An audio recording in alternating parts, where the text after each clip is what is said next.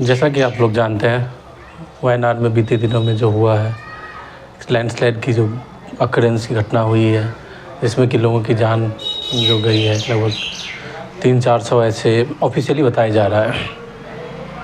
लेकिन अभी भी रेस्क्यू ऑपरेशन चल ही रहा है और डिज़ास्टर मैनेजमेंट के जो एजेंसी है जो काम कर रहे हैं उसके पीछे, चाहे स्टेट का हो या नेशनल लेवल का जो भी है, वो काम करने के बाद जो अल्टीमेटली जो भी आएगा रिपोर्ट, कितने जान गए, तब जाके डिक्लेयर होगा। वैसे अभी इनिशियली 400 ऐसे करके बताया जा रहा है।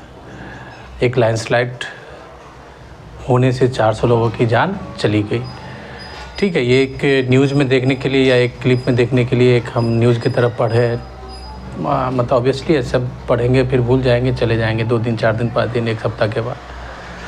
लेकिन जो इसके पीछे की वजह है, क्या वजह था, क्या गवर्नमेंट का प्रॉपर केयर था कि नहीं, जो ब्रेक होना चाहिए वो गवर्नमेंट लिया कि नहीं लिया, ठीक, और ड्यूरिंग द डिज़ास्टर जो स्टेप गवर्नमेंट को लेना चाहिए वो लिया कि नहीं लिया, या फिर क्या वजह था जो कि उस रीजन में जाके लैंडस्लाइड ऐसा आया और इतने लोगों की जान चली गई। तो इसके वजह के पीछे हम लोग देखना चाहेंगे, देखते हैं। वायनाड जो है वो केरला के अंदर आता है। केरला स्टेट जो कि आप लोग जानते हैं कि साउदर्न इंडिया का पार्ट है और उसका कोस्ट मतलब टच करता है अरेबियन सी से। अरेबियन सी के कोस्ट पे केरला लाई करता है, ठीक। और सेकेंडरी चीज़ ये है कि केरला के अंदर जो आप वेस्टर्न घाट पढ़ते हैं, वेस्टर्न घाट, ईस्टर्न घाट, जो इंडिया का जो ज्योग्राफी पढ़ते हैं उसमें, तो वेस्टर्न घाट लाई करता है मतलब केरला के अंदर। और केरला के बारे में जो बताया गया है कि उसका टोटल एरिया कितना है, लगभग 19,000 स्क्वायर किलोमीटर है। और 19,000 स्क्वायर किलोमीटर मतलब उसके लगभग 46%, 42 to 46% जो लैंडस्लाइड प्रोन एरिया है। तो केरला के टोटल ज्योग्राफी में 42% जो जगह है वो लैंडस्लाइड प्रोन एरिया है।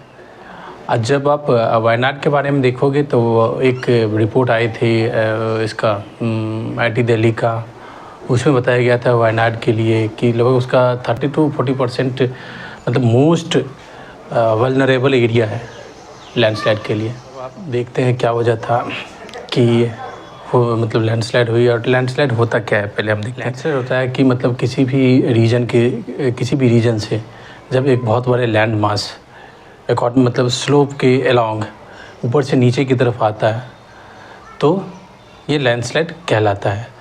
लेकिन उस जो एक लार्ज लैंड मास है वो ऊपर से नीचे की तरफ अलोंग टू स्लोप ऊपर से नीचे आ रहा है, तो उसके अंदर ये भी होता है, कभी डेब्री भी होती है, वाटर भी होता है, फिर उसके अंदर मिट्टी भी होता है, तो उसके अलग अलग फॉर्म में आता है, जिसको कि एक ये भी कहते हैं सॉइल क्रीपिंग भी बोलते हैं, सॉइल लॉसिंग भी बोलते हैं, इस तरह के अलग अलग नाम है। लेकिन इसको छोड़ते हैं, ये डीप ज्योग्राफिकल थॉट है, उतना उसमें डिस्कस करने की ज़रूरत नहीं है।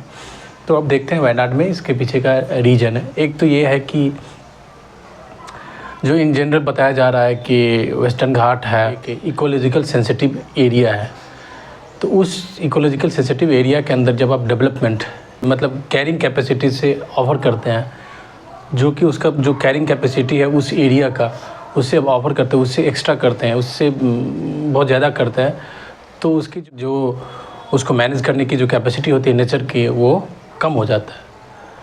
तब नेचर अपना जो उसका नेचुरल एक्ट है वो उसको दिखाता है। तो एक ये भी कहा जाता है कि जो मतलब मानसून जो बारिश होनी चाहिए वो केरला के अंदर, हम लोग जानते हैं कि मानसूनल रेन होता है, सबसे पहले हिट करता है केरला में, जो कि जून के फर्स्ट वीक से स्टार्ट होता है।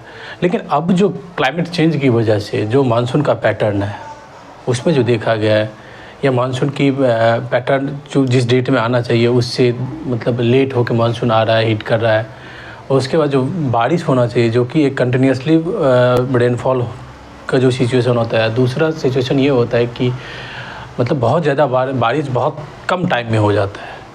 तो जैसा कि रिपोर्ट में बताया गया है कि 30 और 31 जुलाई के बीच में जो वायनाड डिस्ट्रिक्ट है उसके एक पंचायत जो मेलाप्पी पंचायत ऐसे करके नाम दिया गया है, मेलाप्पी पंचायत के 2 जो उसके जगह है उस पर ये लैंडस्लाइड की घटना हुई है। उसमें बताया गया है कि 560 मिलीमीटर बारिश इस शॉर्ट पीरियड मतलब शॉर्ट ड्यूरेशन में हुआ, जिसकी वजह से क्या हुआ कि जो सॉइल की जो कैरिंग कैपेसिटी होती है वो उसको मतलब सोख नहीं पाई, और जो सॉइल का जो एक स्ट्रक्चर होता है जो वो क्या हो गया, डिसइंटीग्रेट होना स्टार्ट हो गया, और उसके वजह से सॉइल ऊपर से नीचे आना स्टार्ट हो गया। इसमें एक दूसरा रीज़न ये भी है कि जब ये मतलब एक फॉरेस्ट में जो ट्री का या और जो सब्स है उसका काम क्या होता है कि वाटर की जो स्पीड है उसको कम कर दे और सॉइल को प्रोटेक्ट करके रखे, जिससे कि लैंडस्लाइड की घटना, लैंडस्लाइड की अकरेंस नहीं हो। बट ऐसा नहीं हुआ। इसके पीछे क्या रीज़न है? एक रीज़न तो हम ये देखते हैं कि जो वायनाड का डिस्ट्रिक्ट है, ये इसको जब देखा गया है कि ब्रिटिश पीरियड से ही देखा गया है। जब ब्रिटिश जब आया था तो उसने वहाँ पे क्या किया था, प्लांटेशन क्रॉप कराना स्टार्ट किया था, जैसे कि टी प्लांट। यदि आप 1950 से 2018 के बीच में देखेंगे तो ऐसे बताया जा रहा है कि 1800% प्लांटेशन इंक्रीज़ किया, 1800%। और प्लांटेशन जो होता है तो वो क्या है, एक मोनोक्रॉप रीजन है, मतलब कि एक ही प्रकार का खेती हमेशा वहाँ पे होती है। ऐसा नहीं है कि जिसको आप बोलते हैं कि क्रॉप रोटेशन, जो एक जनरल प्रोसेस है, मतलब एग्रीकल्चर का जनरल प्रोसेस है जिसमें कि क्रॉप रोटेशन एक काम होता है, जिससे क्या होता है मिट्टी की प्रोडक्टिविटी भी बढ़ती है और सॉइल का प्रोटेक्शन भी होता है। लेकिन जब ये 1800% प्लांटेशन की एक्टिविटी वहाँ पे बढ़ी, इससे 50 से लेकर 2018 के बीच में, तो जो नेचुरल उससे क्या हो गया, तो नेचुरल इन्वायरमेंट जो है या वेस्टर्न घाट का नेचुरल जो उसका वहाँ का फॉरेस्ट है उसको क्या किया गया, ख़त्म किया गया था। जैसे फॉरेस्ट ख़त्म होगा, जो वहाँ का मतलब कह सकते हैं एक तरह का नेटिव प्लांटेशन की एक्टिविटी वहाँ पे बढ़ी, इससे 50 से लेकर 2018 के बीच में, तो जो नेचुरल उससे क्या हो गया, तो नेचुरल इन्वायरमेंट जो है या वेस्टर्न घाट का नेचुरल जो उसका वहाँ का फॉरेस्ट है उसको क्या किया गया, ख़त्म किया गया था। जैसे फॉरेस्ट ख़त्म होगा, जो वहाँ का मतलब कह सकते हैं एक तरह का नेटिव स्पेसीज है, प्लांट स्पेसीज है, जब वो ख़त्म होगा और किसी एलियन को लाके हम लगा रहे हैं या कोई मैनमेड लगा रहे हैं, तो ऑब्वियसली वहाँ का नेचुरल कंडीशन डिस्टर्ब हो जाएगा। तो एक तो ये रीज़न है। दूसरा ये एक तो ये बताए थे, जो बारिश जो हुआ था वो 560 मिलीमीटर एक ही जगह पे हो गया था, मतलब जो उसके कैरिंग कैपेसिटी से बहुत ज़्यादा था। अब यहाँ पे क्वेश्चन उठता है कि बारिश इतना ज़्यादा क्यों हो रहा है, तो फिर ये क्लाइमेट चेंज का इफेक्ट हो जाता है। क्लाइमेट चेंज की वजह से होता है, जो कि क्लाइमेट चेंज क्या होता है, ग्लोबल वार्मिंग से क्या होता है, इन्वायरमेंट का टेम्परेचर बढ़ जाता है। इन्वायरमेंट के टेम्परेचर बढ़ने से जो अरेबियन सी है, जो उसका एक नॉर्मल टेम्परेचर कंडीशन है, और एक है जो ग्लोबल वार्मिंग के इफेक्ट से जो उसका टेम्परेचर इंक्रीज़ किया है, तो ग्लोबल वार्मिंग की वजह से अरेबियन सी का टेम्परेचर इंक्रीज़ किया। अरेबियन सी का टेम्परेचर इंक्रीज़ करने से जो क्लाउड का फॉर्मेशन हुआ वो एक हैवी क्लाउड बना, और वो क्लाउड बहुत ही शॉर्ट पीरियड के अंदर केरला अटैक, मतलब आपका अरेबियन सी के कोस्ट पे है, तो वो जो हैवी क्लाउड है आके अटैक किया, टकराया वेस्टर्न घाट से, और जो बारिश हुई, बहुत हैवी बारिश हुई, कितने शॉर्ट पीरियड के अंदर। तो कहाँ से क्लाइमेट चेंज का इफ़ेक्ट यहाँ पे दिख रहा है, एक कनेक्शन तो ये हो गया, ठीक। दूसरा एक मैनमेड में मतलब दिखाए, जो कि जो प्लांटेशन इस तरह से बढ़ गया है। तीसरा, अब हम बात करते हैं कि इसके लिए क्या किया गया था। जैसे कि आपको पता है कि 2011 या हाँ इसी में एक माधव गाडगिल कमेटी का मतलब फॉर्मेशन हुआ था। किसके लिए? जो इन्वायरमेंट को प्रोटेक्शन करने के लिए, इन्वायरमेंट में बेसिकली वेस्टर्न घाट को प्रोटेक्ट करने के लिए। तो माधव गाडगिल कमेटी ने जो अपना रिपोर्ट दिया था, उसमें वेस्टर्न घाट को, जो कि 6 स्टेट में लाई करता है। कहाँ से? आप यहाँ से स्टार्ट कीजिए, गुजरात से, जो आपका अरेबियन सी है, और इंडिया का जो वेस्टर्न कोस्ट है।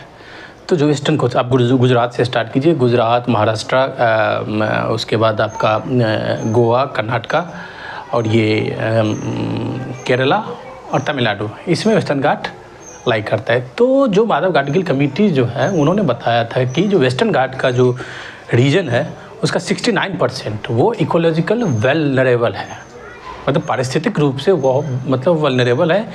और यदि उसमें हम किसी भी तरह का मैनमेड एक्टिविटी एक कैरिंग कैपेसिटी से ज़्यादा करते हैं, तो वो नेचुरल जो उसका जो सेटलमेंट है, या नेचुरल जो उसका एक ब्यूटी है, या नेचुरल जो उसका स्टेबिलिटी है, वो ख़त्म हो सकती है। उसका इफ़ेक्ट ह्यूमन के ऊपर पड़ेगा, जैसे कि आप देख सकते हैं अभी वायनाड में हुआ।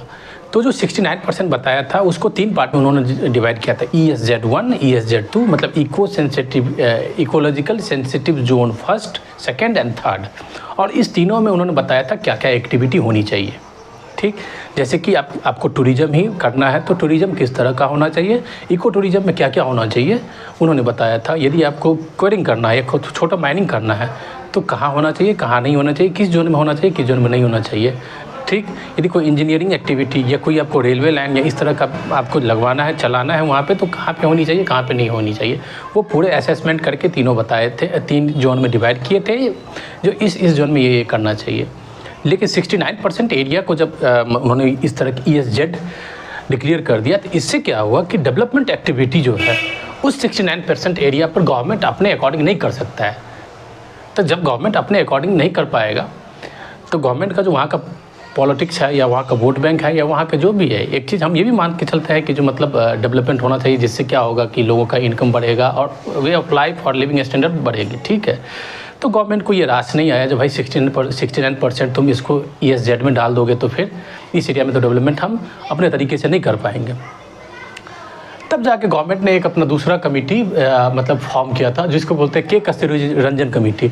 तो कस्तूरी रंजन कमेटी ने अपना उस 69% को नीचे कर दिया, वो 37% अप्रॉक्स इसने एरिया को उसने ESZ के लिए क्लियर किया था। और उसमें बताया गया था कि इस एरिया में डेवलपमेंट एक रेस्ट्रिक्टिव डेवलपमेंट होना चाहिए और किस किस जोन में क्या क्या होना चाहिए उन्होंने भी यही बताया था, इसमें ऐसे ऐसे होना चाहिए। लेकिन उसको भी प्रॉपरली रेगुलराइज नहीं किया गया था, मतलब एक्चुअल इम्प्लीमेंटेशन एग्जीक्यूशन नहीं हुआ था।